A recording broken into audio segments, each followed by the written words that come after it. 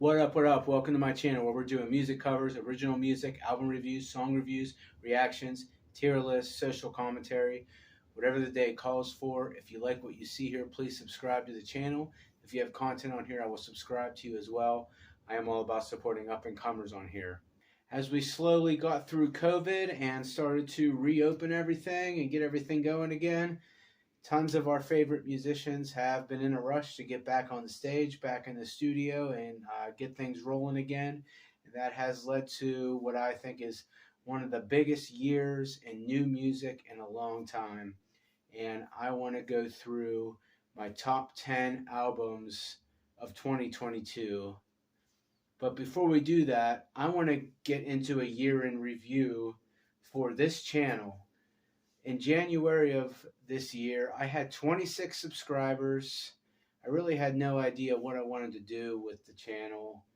And this channel was really just something I was doing here and there when I had the time, while I was trying to find the means and the abilities to record my second album, because I do have one album that I did back in 2016, and I've had an album written in my head and that I've been just nitpicking on since as early as 2017, and I'm just not really that computer savvy, and I'm just trying to figure out a way to get all this music and all these lyrics and all these ideas that I've had in my head for all these years into tangible, real music. And this channel is just it started as something I was just doing in my spare time. I didn't really give a shit about it one way or the other, but I'm kind of trying to be the one playing music and making albums, as opposed to being who's reviewing albums and covering songs, even though I do love doing that stuff. And I never realized how much I love doing that stuff and how much I wanted to really branch out and do things that I see other YouTubers doing. There's so many things that I have wanted to do, and I've tried to do it all with the means that I have. And with what I've done this year, doing this when I have the time and trying to make the best content I have and grow as a content creator, or whatever you want to call it, without any real goals other than just to satisfy myself and find either other musicians or other fans of music or things like that, like to converse with and chat with and engage with. Uh, I really didn't have any expectations or goals. I thought maybe if I worked really hard at this channel for next year, I could go from 26 subscribers to 46 subscribers. And in the big picture, it might not seem like a big deal, but right now I have like 112. And I've had a lot of people give me a lot of kind words and stuff on things that I've done. And I'm so appreciative for everybody, especially the people that are always coming back to comment and chat and stuff like that. You know, it isn't really about numbers to me. Like, I'm just trying to make some good stuff and have some fun with it and find some quality fans of music to talk with. And through this year, I really have enjoyed and had fun with creating content and talking with people on here, and I'm so appreciative for everybody. With all the music that's come out this year, it was not easy to make a top 10 list because there's just so much, but without further ado, let's get into my top 10 albums of 2022.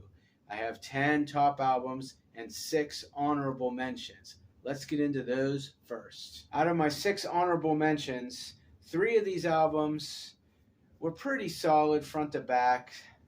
Some of them were a little bit too long, or maybe some of them have weak spots, but they were pretty solid, and they only are in this list because there are so many albums that came out this year that they didn't make it into the top 10. And then I have 3 that are very flawed albums that have really, really good songs in them that have so much replayability and so much quality that I have come back to them several times. So let's get into the first one. Fit for an Autopsy's Oh What the Future Holds came out at the beginning of this year. This one is kind of tied with Enterprise Earth's The Chosen album. Both of these came out the same day. I believe it was January 14th. Whereas Fit for an Autopsy's vocal delivery and production and just kind of like the way they write their songs was a little bit more my cup of tea than Enterprise Earth's. Enterprise Earth's album hit more nuances of metalcore and deathcore. On Fit for an Autopsy's album, I would say the highlights are Far From Heaven and Two Towers. Enterprise Earth's The Chosen, I already did like a 20-minute review on anything and everything, that album. But I'll just say that the highlights were Reanimate, Disintegrate, Unleash Hell. There was one called They Have No Honor that I thought was pretty cool. And the title track, The Chosen, is a metal epic. Monuments album, In Stasis.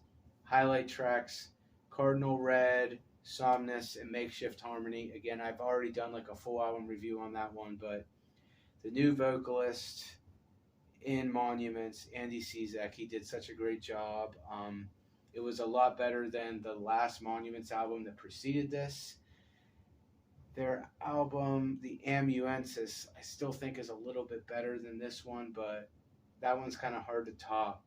And now we get to the three honorable mentions that are flawed albums but have really, really good songs in them that are so good that they made this list. We Came as Romans, Dark Bloom. I did a full album review on this already. I'm a longtime fan of We Came as Romans. And the fact that they continued on after the tragic passing of Kyle Pavone without actually replacing him, and the second vocalist taking on all the vocal duties. Like, that was just such the perfect move to make. And I'm really, really glad they decided to continue on and honor his memory. The album that resulted in that is a very, very mixed bag. There are some incredible, incredible tracks on this. And I don't really say that they're incredible because of their technical prowess or because they're doing anything new or different. It's just the emotion. It's just carried by emotion. And I'd say the top tracks on this album are Golden and One More Day. And they're back to back on the album. And it's just such an emotional roller coaster. Great songwriting. And there are other highlight tracks on here also. But there's also some pretty big duds on here that might be some of the worst things they've ever done. But it's definitely a transitional album. And in the vein of bands I've been listening to for a really long time, Anne Boleyn, a band that many people thought we were never going to hear from again, that kind of called it quits back in 2014. They decided to come back this year with an EP called Silverline. And it had 5 tracks. And I would say 2 of them were kind of either middle of the road or not that great, but just the fact we were hearing from them again, and there were some really quality songs in this EP. The highlights would be Nothing Lost and Asking. And then the last honorable mention, the newest Bill Murray EP, Goblin Hours. I'm a huge fan of Bill Murray. The only concert I went to this entire year was Bill Murray. He came here a couple months ago. And it was one of the greatest live performances I've ever seen. The backing band he had was incredible. His discography up to this point was pretty solid. And he really hit his stride, I think, with his previous EPs, Eggy Pocket and 400 Pound Back Squat. And this one really came out the gate with some amazing tracks. But once the whole thing dropped, the project as a whole was way too mired in too many vocal effects and just not the caliber of songwriting that I'm used to him bringing, and a little bit too much of a reliance on the features. Some of the features not even being that great, but the songs Corn-Fed Yetis, The Void Approacheth, and Anabolic Spudsman, those 3 are so good. I go back to them all the time. All 6 of those honorable mention albums have so much great stuff in them, and there's so much stuff I could say about a lot of those tracks that I mentioned in there. I am just cutting this down because of time, and I want to get into the top 10, so let's do that right now. Number 10, Electric Callboys Techno. I never really got around to reviewing this one, and I plan on doing it. I bought this one, and I am always chilling with somebody who loves these guys, so I have these 2 also. I'm very, very familiar My personal favorite song from these guys is Supernova. And there was a lot of hype surrounding this album, and once it showed up, even though we already got half the album before it came out, I think it pretty much delivered what we were anticipating. This is a really, really fun electro pop core album. Their new singer, Nico, really does give these guys a more fun vibe. With the Rehab album, their previous album, it was a little bit more of a serious sound, and a lot of people didn't take to that as well. And I didn't even really know a whole lot about this band up until we got the moves. That was the song that I found out about first, and I heard like Hypa Hypa and just kind of followed the songs they released from there. I like a lot of stuff with the old singer too, and I would still say my favorite song at this point that they have is still Supernova. But some top tracks off this are Pump It. We got the moves, of course. Techno Train and Hurricane. And I did a review for Hurricane, and that's probably my favorite one off this album, as short as it is. It's just, it has such a twist, and every second of it is just so, so good. But really, every song on this album is pretty good. Like, this is a pretty good listen from start to finish. Very solid, except for one song. It's called Fuck Boy.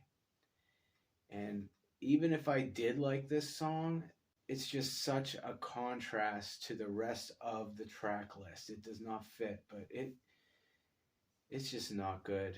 And it's probably one of the worst songs I've heard this year. Like, the feature's bad, the whole song's bad. The vibe they're trying to recreate is just a bastardization of when pop artists infiltrated punk rock and tried to make the image dominate what punk is. And when all that stuff got real big back in the day, I was in high school, and I hung out with like all the punk kids, and I was real into punk rock at that time, and we really hated that stuff. Like, you'll hear people saying that, oh, this song Fuck Boy, it takes me back to like the skate parks back in the 2000s. Like, the skaters back then hated that shit. Like, skaters at the skate park were listening to like NoFX and like underground rap and stuff. They were not listening to Avril Lavigne and Haley Williams bitch and moan about their poor dating choices over some top 40 bullshit. I don't want to spend too much time talking about the negatives. Like, there's a song called Parasite on this album, where the beginning almost sounds like something that would have been on the Prodigy's Fat of the Land. It has a very trancy kind of vibe to it. Parasite is a really, really, really good song. The closing track, Neon, there are some vocal harmonies and stuff they do that almost sound like something like Sonata Arctica would do. Very operatic, almost power metal vibe with what they do. Just so much vocals on that one. Neon is really good too. It's a good album. It's a good album. Number 9. This was the very first Bastille album I actually went out and purchased. Give Me the Future, number 9. And even though they do not represent the kind of music I typically listen to or ever listen to, there's just something about the way they do it that I've always loved. I've been a fan of Bastille since Bad Blood. Bad Blood is still my favorite song they have. Let's say Wild World is probably their best album thus far, but this one, it was kind of like their standard fare, where you got tracks you're just going to want to go back to if you're a big fan of this band, but there's going to be songs in the album, being that I'm not a pop listener, that I'm never going to go back to, but those songs were so good. The highlights on this album, I think, are Distorted Light Beam, No Bad Days, best song on this album, hands down. I said it in my review of this album on this channel, and I'm still saying it now. No Bad Days, so good. Plug In, another real good song. Real good to practice singing to if you want to figure out how to, kind of have like a mid-range vocal where you're doing like rapid fire lyrics. He had a song off his last album, Doom Days, that song, Doom Days. Another one of those ones where you practice staying on key and like doing like your mid vocal range, but with these rapid fire, almost rap like lyrics. He's real good for that kind of stuff. There's one called Stay Awake that I love. The title track, Give Me the Future, it's real good. It's got like an 80s vibe, kind of takes you back a little bit. It's a pretty good album. It had like a little bit of a mixed bag in some of the weaker tracks, but the songs that were strong were so strong that I can't help but put it on this list. And I really do like these guys. So that's number 9 for me. Moving on, number 8. Misery Made Me from Silverstein, another band I'm a longtime fan of. I really, really liked their last album, A Beautiful Place to Drown, and I know I'm kind of in the minority with that, but it's one of my favorite albums of theirs. I think that when they moved to the sound that they encapsulated on A Beautiful Place to Drown, it was just the perfect time because what they were doing on Dead Reflection and even to some extent I Am Alive and Everything I Touch, it was kind of getting a little bit stale, and I kind of didn't really feel passionate about a Silverstein album since This Is Where the Wind Shifts. And on this one, they just kind of did what they wanted. Like, you can feel the passion is there, the good songwriting is there. Yes, they are changing, but they're changing because they want to, not because they want to make money. I kind of like A Beautiful Place to Drown a little bit more than this album here, Misery Made Me, from a start to finish listen. But what I like about Misery Made Me is that they kind of brought back some of the more hardcore elements that they did in albums like Rescue, which I would definitely consider a top release of theirs. Like Rescue is so good, while still retaining the modern sound that they did with their last album. For me, the top tracks were Cold Blood and Slow Motion. Those two were just so good.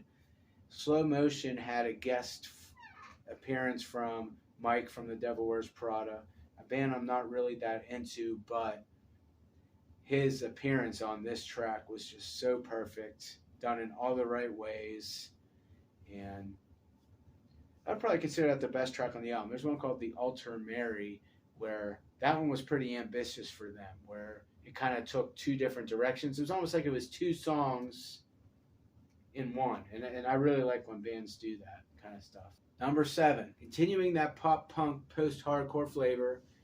Number 7, State Champs, Kings of the New Age. They were so kind to send out the pre-orders for this one early. So I got the chance to do a full review on this one pretty early.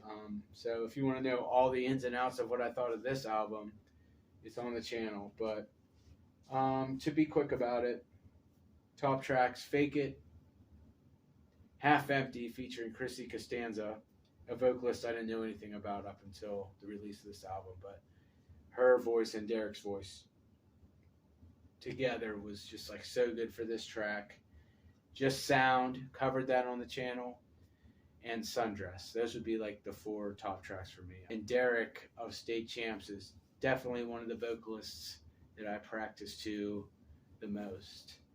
I don't know if this is the best State Champs album, because their other albums have some really, really good songs on it, but I think this is the most consistent one from front to back. On Around the World and Back, Living Proof, and their first one, The Finer Things, I feel like those ones were kind of front-loaded, whereas a lot of the top tracks on this album were scattered throughout.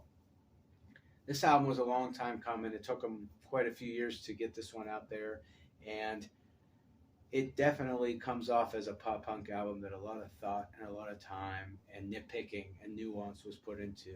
Number 6, a band that I'm really just getting into now. Like, I've always known that they existed, but outside of an appearance or two in a Bill Murray song, or just like the vocalist being in a song here and there, I never really checked them out too much. But upon hearing this album, purchased this. Dayseeker, Dark Sun is number 6. I would say the top tracks on this are Homesick, Dark Sun, and Neon Grave. Recently I covered Crying While You're Dancing on the channel. Kind of did my own spin on it. Roy's a good vocalist, man, and I've heard some complaints about this album, and while I really, really like this album, I think some of them are valid. Whereas a lot of people are saying it really, really needed just a couple heavier songs, just a little more rock. And I I definitely agree with that. Like, I think it's really, really well done. Really, really good. Yeah, it does need a little bit more rock, but was this band really known for its unrelenting heaviness? Number five, Jackpot Juicer. I did a review on this already. You know, for the sake of time, I'm not going to get into all the nooks and crannies of this album. It's 18 tracks long. But one thing I will say is I'm really glad that Tillian got his shit together and he's back with the band. I didn't want to see them continue on with anybody else.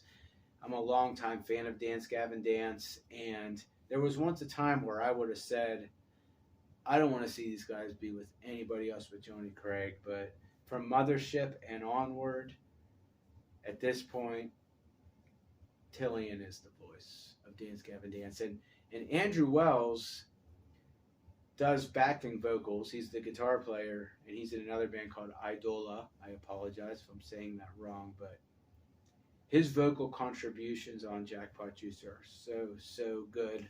But in Tillian's absence, he was filling in as doing all the vocals, like live, being the lead vocalist. And Andrew Wells doing a Tillian, it just wasn't panning out too good. Not to me anyway. I didn't want to see him end up being the lead vocalist of this band, but being the guitar player alongside Tillian's vocals was just perfect. And I'm glad that this lineup is continuing on because they've been the most successful with it. But it's just the best, man. And the chemistry is there. You know, I still think Mothership is the best album, but this might be a close second. I mean, Afterburner and Artificial Selections had really, really good stuff too. With 18 tracks, though, I will say I thought this album was going to have more peaks and valleys in it for it being as long as it was. I thought this was going to be like a super ambitious kind of project where it did just kind of end up being 18 tracks of Dance Gavin Dance doing what they do. And some songs were better than others. Some songs weren't really very good at all. But those were a bare minimum. And I would say, you know, there's at least a good 12, 13, 14 tracks on here that are always worth going back to. And the top tracks for me, Synergy, For the Jeers. Okay, I want to talk about this track a little bit because every second of this is just perfect songwriting. Perfect songwriting. And this might be my favorite track on the album. And there's a lot of vocals from Andrew also on this one. Same thing with One Man's Cringe, which is another top track. I want to talk about that one too. At this point, Dance Gavin Dance has been around for so long, and I've had so many memories with their music and stuff like that. If somebody said, what is the Dance Gavin Dance song that I should check out, like to get into them, I would say it's this one, One Man's Cringe. The vocal trade-off at the end of this track between Andrew and Tillian is just, it's musical bliss, man. It's so good. Number 4. This is an album I want to get on vinyl, but haven't been able to yet. But number 4 is the new Polyphia album, Remember That You Will Die. Pretty much every track leading up to this album, except for Ego Death, I reviewed and reacted to when they came out.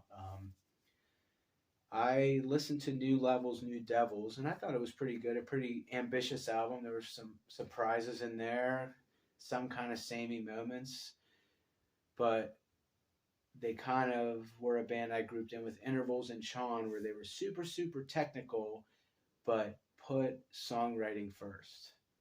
Because I'm a longtime fan of Intervals, and have always respected Aaron Marshall and whoever he's playing music with at the time for that. But I heard Playing God from this album, and I was just like hooked and looking at every single thing these guys did up until the release of this album. I have a full review of this album up on the channel, so, you know, I'm not going to get into the nitty gritty, but I will say Neurotica is not only my favorite song off this album, but it's definitely the one that I would recommend showing to somebody who has not heard these guys yet if you're trying to sell them on Polyphia. Neurotica is so good. But some other really good top tracks is The Audacity. All of the drums, most of the drums, I think, I'd have to listen to it again to really gauge if it's all the drums or most of the drums. But I don't remember too much actual organic drum kit stuff going on. It was mostly electronic, but there was a lot of trap beats and stuff, but it was all played organically, and you can tell. Like the drummer was not like this was not a program beat project. The drummer made sure that it sounded super organic behind the E kit. If somebody listened to Polyphia's new album and said, "This just sounds like a drum loop," or "This just sounds like an electronic drum beat programmed in a machine," I would say, "Do you listen to music?" I mean, with every hit, you can tell it's organic. And the audacity just shows the drummer just going off, man, going off. ABC features a pop singer, Sophia Black, and they did such a great job of integrating her style into what they typically do. Like, it almost felt like they didn't really alter what they do too much. But it just fit so good. Like, when I first listened to it, it was so pop. I didn't know how to really take it at first. It's really, really good. Chimera has, I don't want to say mumble rap. Like, I don't really listen to, like, I'm not really into, like, SoundCloud, mumble rap, and, like, auto-tuney, stuff like that. But there is that auto-tune singing kind of stuff from who I think is a rapper on that track. But he comes in at just the right time. It's done super well. Like, it's really, really good. And then what I would consider the highlight of this album is Bloodbath featuring Chino from Deftones. It's so, so good. And on that track, I think they kind of break out of their typical mold.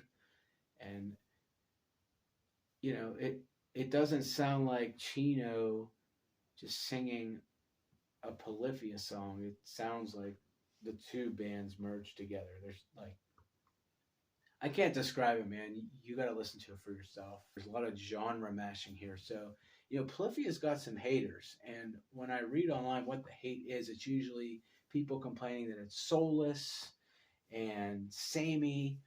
And those are the last things I would say, like, about this project. It's almost like they are recycling complaints about, like, Dragon Force or some shit. Like, I don't think any two songs on this album sound the same. They might use some of the same scales from time to time, but I feel like this technical band went out of their way not to just be a get lost in the wankery kind of band. There's a lot of bands out there that I think are overrated and get a ton of praise, when there's a lot of bands that are underground that are doing better than what these bands that people are just, like, sucking off constantly are doing. But Polyphia is a band that's coming up. They're getting a lot of praise right now, and I think they deserve it. Number 3, Oni by the two-man band Darko. I reviewed this one already. I'm not going to get too into the nitty-gritty about it. Anybody who's into Darko knows what they bring to the table. Even though this didn't make number 1 on my list, this definitely is number 1 for the heaviest fucking album I've heard all year. And I knew before it came out already that it would be. Sometimes it's better just to have two people, just have like a set vision and just be able to do that vision. And this project shows that time and time again. This is basically the brainchild of Josh Miller with Tom Barber of Chelsea Grin doing vocals. Josh Miller was in Amur for a while, and that's kind of how I found out who he is. And Darko is basically what I had hoped Amur would become when Josh Miller and Josh Travis joined. It didn't end up being that. It came close with Amur's album Look at Yourself. That was the best thing Amur ever did. It was the first album, I would say, start to finish, is just a good listen all the way through. Amur have a history of having either not really good albums at all or mixed bags. Like Look at Yourself was their crowning achievement. And after hearing this project, you got to wonder how much of it was actually written by Josh Miller. Like Josh Travis is kind of like the big name. He comes from the Tony Danza Tap Dance Extravaganza, incredible band. Glass Cloud, incredible band. Ended way too soon. They had Jerry from Sky Eats Airplane, one of the most underrated post-hardcore bands in the scene. Glass Cloud should have been so much more than it ended up being, but that's kind of how I found out about Darko. And this is like what so many bands wanting to do, this chaotic core kind of sound, like strive to be, and a lot of the times just kind of miss the mark. Like they hit the mark. Like Darko is so good, and for being what is considered a side project, they pump out material so much. And that's all I'm really going to say, because I don't want to take up too much time. If you want to know more about what I think of this album, I got a review on the channel for it. But the top tracks I would say are Hyperkill, Evolving. RTGOB has some really tight drum parts and little synth click things in the background. Just like, it's so heavy, man. And Come Home is the softer track on that album, and it is so good. Also, like, Oni doesn't really have a weak track on it, you know. I would say maybe the weakest track on it is Dragon Chaser, but it's really good too. Number 2. I've got a very thorough review for this album on my channel already, where we kind of discuss Depression a little bit and the album track by track, because Depression is a very big force driving this album and just this band in general. And this vocalist, Brendan Murphy, does such a good job of penning these lyrics behind some very well-written Misery Signals and Poison the Well-inspired melodic hardcore. Number 2 is Counterpart's new album, A Eulogy for Those Still Here. For the sake of time, I'm not going to talk too much about it because I have a whole review on it, but I'll just say the top tracks: Bound to the Burn, one good riff after another. Whispers of Your Death, song about the guy's cat. Who is writing songs about their cat? I think more metal bands should write songs about their cats. Yeah, it was badass. The title track, A Eulogy for Those Still Here, that one moved me in so many ways, and I've heard it so many times. Like, it's so good. And Flesh to Fill Your Wounds is like the live track, the live staple. It's going to be a live staple. It's a new song right now, but in their career moving on, it's going to be like the new Jumping Ship.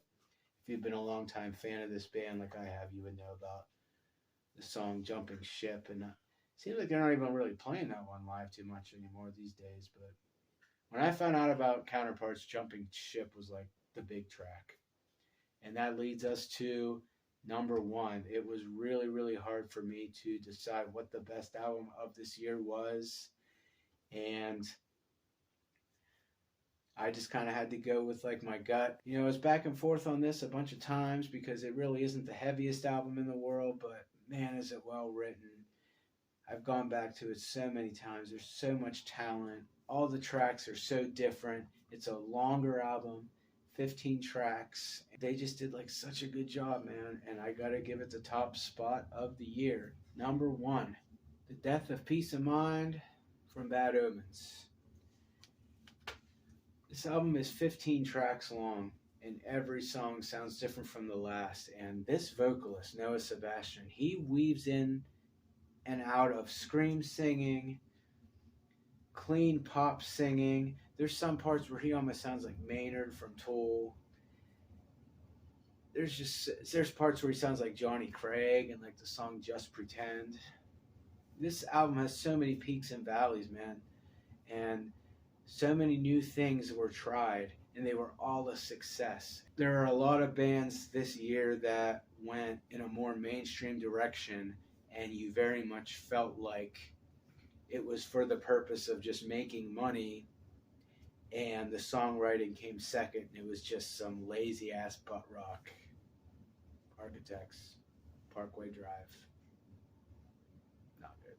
With this band, and I've referenced them several times in reviews that I've made just because this album's on my mind a lot. Like, they did such a good job of moving into that direction in a diverse way, in a genuine way, where the songwriting came first. And with 15 tracks, they all sound different, man.